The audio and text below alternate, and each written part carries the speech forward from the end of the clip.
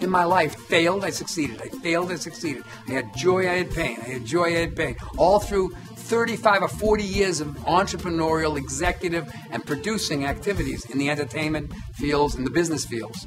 But I began in the third act of my life to wonder, what is the difference between getting more joy and less pain, and more success and less failure? What was the difference maker? I decoded my own life. I began to realize I had it backwards. It wasn't storytelling. It was telling purposeful stories. It was using story and the emotional component of story to propel another person or persons, my teammates, my associates, my colleagues, my customers, the clients, to use the power of story and move them emotionally.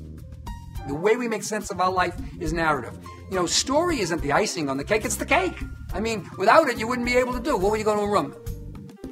What would you say? You organize everything in the form of narrative. You intuitively know that. You have 95,000 years of training and 3 seconds on the other technologies.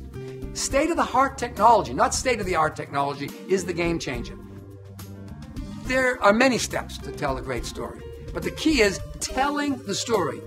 4 of the 5 steps, I like to say, are about the telling. Remember, this is oral narrative, the power to tell your story in the room, face-to-face, breathing the same air as the other person. When the chips are down and things really must happen for you, where you've got to convince somebody to your goal, where you've got to convince somebody to join your church, give your money, buy your product, when you've got to do that, in the room, face-to-face, breathing the same air, it's always what counts. First is motivation. Not me motivating you. No, everyone thinks that's what it is. That really doesn't work too well.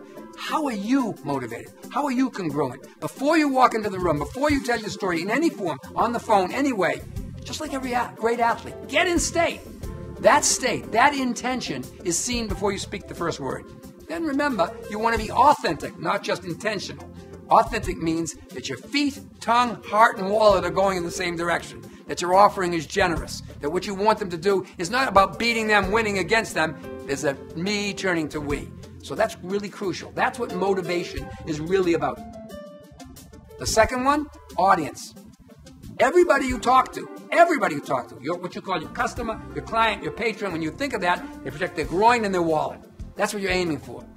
Flops are born here. Hits are born here. You want to hit? Think of them as an audience. Render an experience for them. Use that story to create an emotional palette, emotional transportation to move them.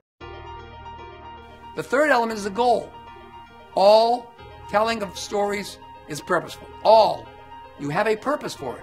You're trying to create a relationship, not a transaction. That's what this emotional transportation does. And then it turns them not into one-time transactions, but into viral advocates for your proposition.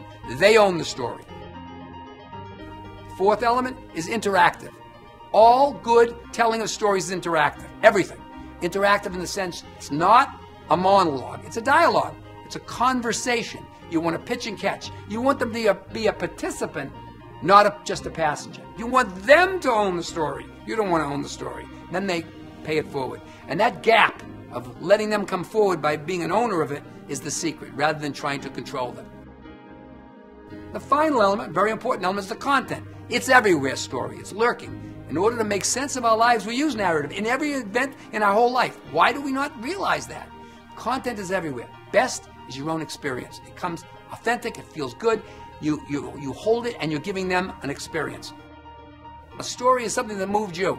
Whether you read it in the magazine, a newspaper, or somebody told you. If it moves you, you can hijack it and move others. It doesn't require a lot of theatrics. It requires intention and attention.